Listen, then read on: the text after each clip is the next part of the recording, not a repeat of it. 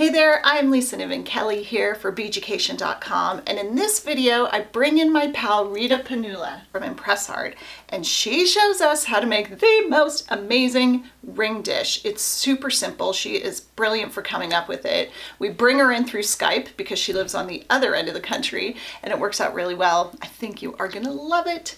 If you're watching this on YouTube, give us a thumbs up if you're digging it, subscribe, leave a comment. We are here for you, but right now, let's get into it and learn this awesome dish with Rita.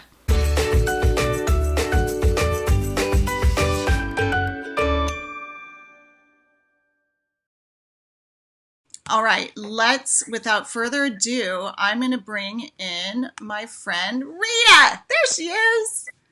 Hey, Rita. Hi, guys. How are you? Hi. Good. Tell me what's happening here. So the reason we're bringing in Rita is she made this dish on, was it Instagram first that you did it on? I did it in Tucson like 3 years ago to hold blanks. And then I did, we got flower stamps and I made a ring dish. Oh my God. So you did it recently. It was up on Instagram and everyone went nuts. I think you started a movement on that.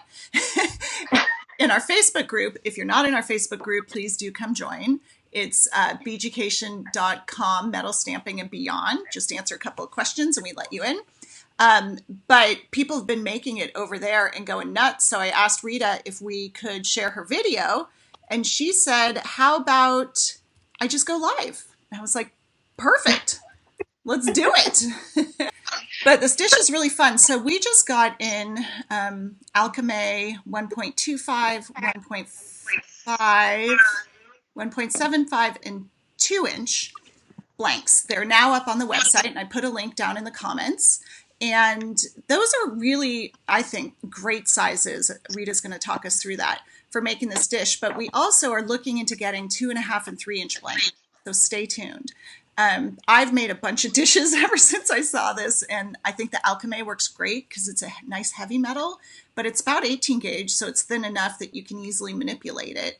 And let's bring in Rita now. There we go. You can also use aluminum. So those are the things that we carry. Rita's going to talk about some things that she's used, and I hope the quality is coming through okay. We both have different bandwidths, but I hope you guys can see. I hope the sound is working. And you can use either this dapping block or the wooden dapping block that we carry. I don't carry this blue one, but they both work great. So you can see the wooden dapping block in her background there. So if you want to shop later on ImpressArt.com, or if you want to grab our wooden one, whatever works. So Rita, I will let you take it away. Okay. So you could basically use both of them. I'm going to start you off with the wood dapping block. Okay. There we go. And I like to use, we're going to start with the 1.5-inch disc, and it looks something like that. Okay. Now with this wood dapping block, you can do them in different depths. Okay. So I have one, you could see one's shallower, one's a little deeper. And then gradually you could work it up to a very deep bowl. All right. And that's with the 1.5-inch disc. So I'm going to show you how to do that. So you want to start with your largest cavity first. Lisa, is the lighting good? Yeah. We'll be able to see you striking the punch. Okay. Yeah, it's great. So I'm just going to put my disc right inside. Now, if you already stamped it, the stamped part would be facing up. Right, the stamped part would be facing up. So I'm going to put it right in that center and give it a couple of nice hits. Now, you could use both your brass head on your wood. I blow through these, so you might want to use, it's better to use a nylon head. Yeah, I think I've been hitting it with my yellow plastic mallet. Okay. Well, so you're just going to gradually give it a couple of hits, and you're going to see that it's starting to dome. Can you hold it up for us so we can see the progress? Sure. Cool. Okay. And you just want to keep on working it. Now this isn't for a larger one. This is for more of a smaller dome. And I see all your questions coming through, you guys, about the bigger thing and the bigger blanks, and we'll get to that. Don't worry. I see them coming through. Oh, Keep them coming. We're definitely getting to bigger blanks. So you want to gradually then work smaller. So I'm going to then go to my deeper cavity. Okay, and I'm going to continue. And I'm just going to keep on hitting it and definitely pull it out to see what it's starting to form. Mm-hmm. Okay. Kathleen is asking, you put the block right on the table, not on a bench block, right? Because you don't need a bench block underneath it. You don't need a bench block underneath it. Some people like it. It's really personal preference. I work on a big, on a jeweler's bench with a big butcher block. So I don't really use my block underneath, my seal block. Okay. Because I have a sturdy surface.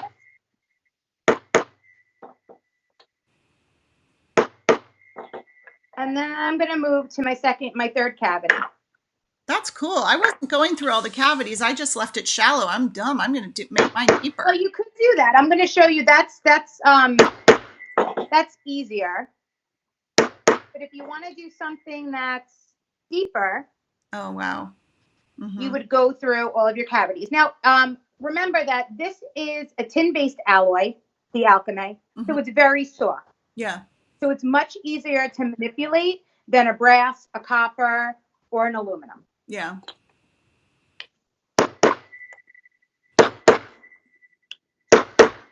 I'm going to put it in. And what size circle is that you've got right there? This is the 1.5. Awesome. Yeah, that's what I used. It works well. Yep. And now you're going to see that it starts to really get deep. And it's not puckering. A lot of people have questions about puckering around the sides. If you gradually make it smaller, you don't have any puckering. Okay. Okay. It also depends on your gauge. If you're working with a thin gauge and you do get puckering, I could show you after when I do the, I have a 4-inch disc, so I'll show you when that starts to pucker. How you can fix that. So I noticed you're like taking your time with it, right? Like don't go for the first one, like bam, try to get it into shape. Like take your time. No, definitely take your time, take it out, look at it. Really, it's not a race. Yeah. And you get to learn your block. You get to learn your tools as you're doing it. And I think that's the best part of it. So now you want to go to your last cavity to make it nice and deep. And it's okay if you have some of it sticking out. You just don't want it to really have more than a millimeter of a lip. Oh, okay. Coming out. So you see how that is nicely forming now into that crevice. And it will move in and out. That's fine. Mm-hmm. Do you have any tips for if it gets stuck in there? Okay. So it's only going to get stuck in there if you're being super aggressive with it. Mm-hmm. So definitely take it 2 hits at a time or even a hit at a time. If you're going to leave your punch in there and keep on hitting it, it's going to get stuck. Okay. So I suggest 2 taps at a time, pulling it out, looking at, putting it back in, and then pulling it out again. I think I pretty much, from where I'm standing because I'm not sitting, I got the dome that I like. You move it to the left a little bit. Oh, sorry. No, it's great. Nice. Okay, so as you can see, this is before. And this is, how you could dome it after. Mm-hmm. Then you're just going to take your block, your steel block.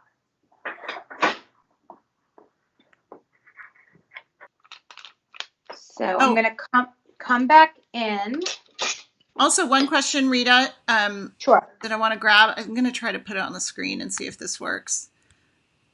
Sandra's asking what the difference is between the wood block and metal block. And I would say that the metal block is a little more extreme, and it's going to affect and move your metal maybe more than you want to, especially if you have stamping on it. It'll just kind of erase it out, don't you think?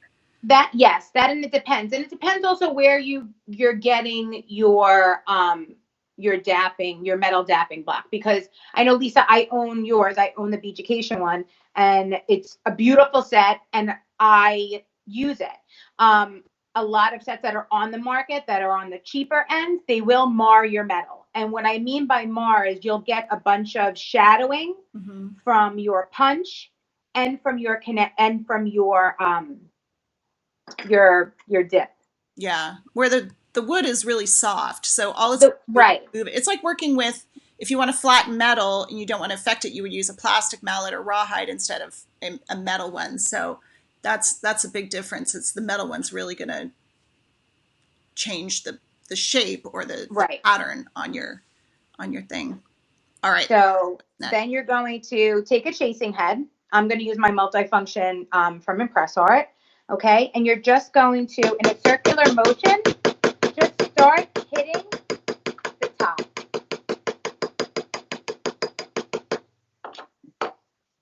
And you're going to see that it starts to flatten that. Yeah. So that's just a chase. You're using the multi one or just regular chase? Yep. I'm using the multifunction hammer, and it comes with 4 heads.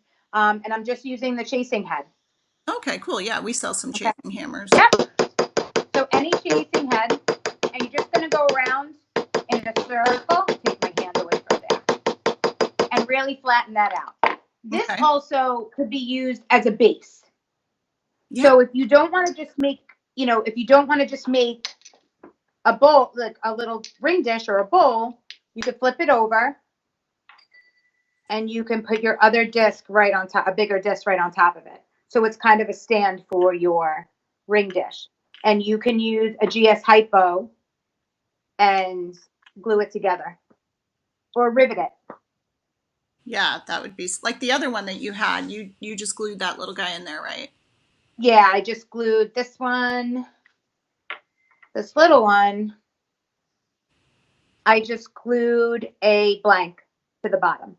That looks so cute. And then I patinaed it. So cute. But with the best thing about the alchemy also is that you could stamp on the back or the front. Yeah, both. Enough. Both sides, right. And obviously, get all your stamping done before dapping it. Right. Yes, get all your stamping done. But as far as that's that one. As far as oxidizing, you could do it before or after. That doesn't really matter, right? Lately I don't like to leave things well enough alone. So that's always the last thing that I do, because I'm constantly like taking a file to it. I'm constantly, doing different things and manipulating it until, I have it the way I want it. Yeah, yeah. So, all right. So the bigger one, the 2-inch, the wood block is a little small for the 2-inch. But what I can show you is I have the block from ImpressArt, and I started this dapping block right here. Okay. This is made out of nylon. And you see that head is nylon. Mm-hmm. And what we were talking about before is the nylon and the wood, they're soft. Mm-hmm. So it doesn't leave any marring. It doesn't leave any tooling on the inside of it. Mm-hmm. All right. So what you want to do with your 2-inch disc is you could lay it right on top. Okay. You're going to come in right in the center and give it a couple of hits. And you're going to see that it starts to dome in the center. And the same concept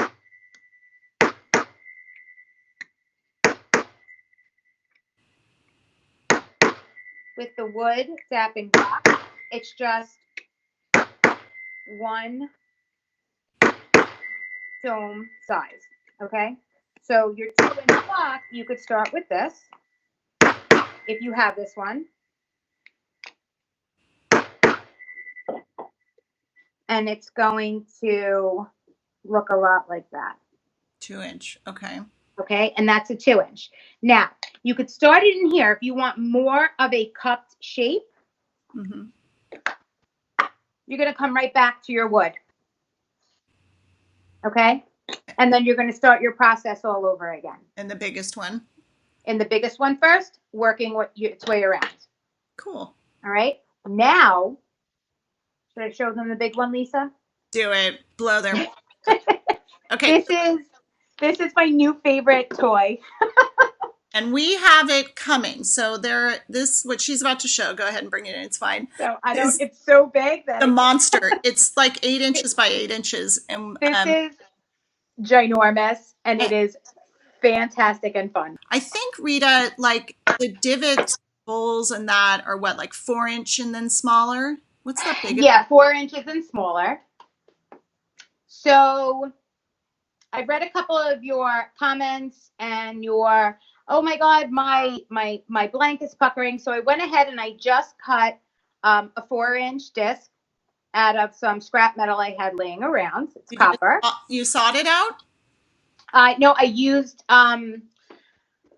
cutters, actually. Oh, okay, like shears? Yeah, shears, metal shears. Perfect. Any metal shears are good. I'm not sure which ones you have, Lisa. I think we sell those Xuron ones, but the Xuron ones, yeah. These are great. These metal shears are fantastic. Yeah, we sell the French ones, which I like because the blades are longer. Yes, and that's yes. And I'll put a link down in the comments after the show for everybody. Okay, so what you're going to do with your copper, and I want to say this is 24 gauge, might be a little bit thicker, but for the most part, I just cut it out with shears. Mm-hmm. I took a Dremel to the sides just to knock down the sharpness of it. Mm-hmm. And what I'm going to do is I'm going to start in my larger hole, my larger cavity, and I'm going to come in. I'm going to use a nylon head for this one. So the punch that you have there, someone asked the difference in the punches. So I'm selling a set that is that punch that Rita has and 4 smaller ones, and another set that has 2 really big ones. So they will really grab the whole piece of metal and shape it. They're more expensive, but they're pretty cool. Mine are actually on their way. So we have these today. So you're just going to start like I showed you before. You're going to start in your center. And you're just going to keep on going around. Nice. Now you see that it's dimpling. You're going to just keep on moving it. Just boss it around. Just toss it around.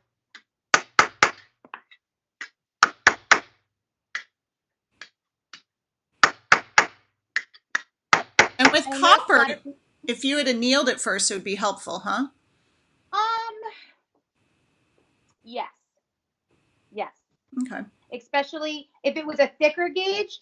I personally like thicker gauge metal. If it's a thicker gauge, like this is 18, mm-hmm. It wouldn't give me that rippling effect. You wouldn't get that on the ends. The thicker the metal is. But you could definitely anneal it.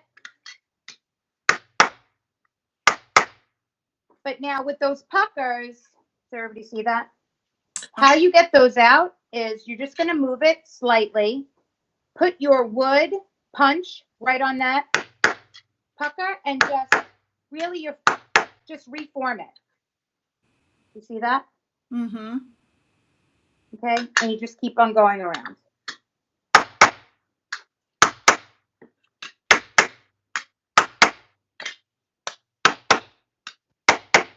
Cool. Can you move the block to the left a little bit? Cool. Thanks. Better? Sorry. Yeah.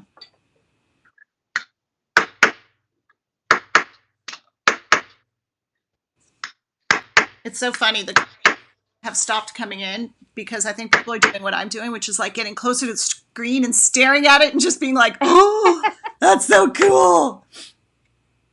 So you could even come in, if you have a small wood dapping set at home, you could even come in with that second dap. That second dap is this is for your doming, this one, but this one is for your pucker, when you have that puckering on the end. And you could come in and just really go around it and get all of those ridges out. Okay, so I'm going to go to my second now. Let me move that over. Lisa, is that good? Yeah. Okay. I'm going to come back in. I'm going to start again. And I'm starting to get folds and puckering again. And I'm just going to go right around it. So this is definitely not a one and done project. Yeah. When you're working with a bigger disc.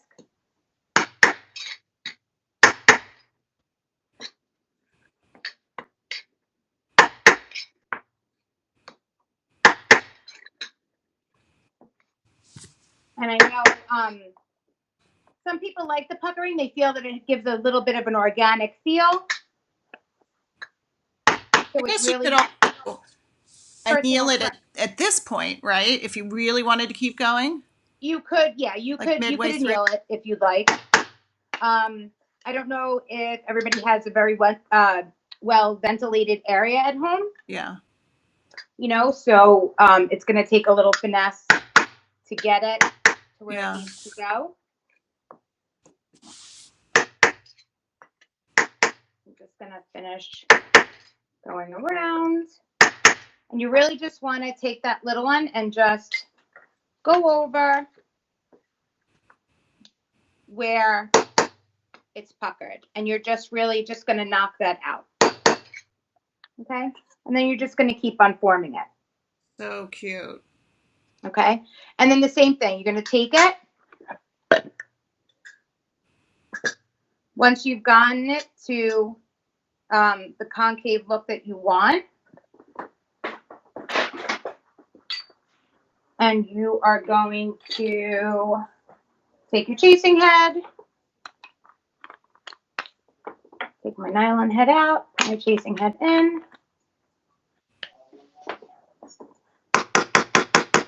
and you're just going to go around and flatten that out.